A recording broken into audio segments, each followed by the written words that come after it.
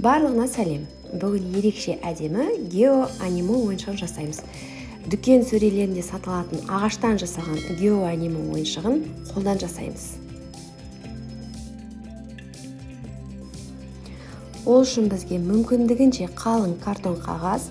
Мен өзім ойыншықты жасау үшін фетр қағазын пайдаландым. Егер сіздерде фетр болмаса, түрлі түсті қағаз, немесе акварель, гуаш пайдалансаңыздар болады.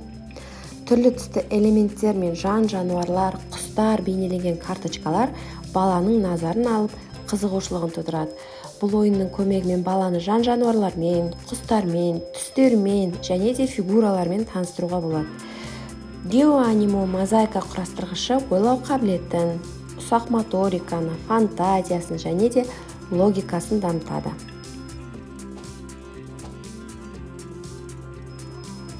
Баланың міндеті фигуралармен карточкада бейнеленген жануарларды, құстарды құрастыру.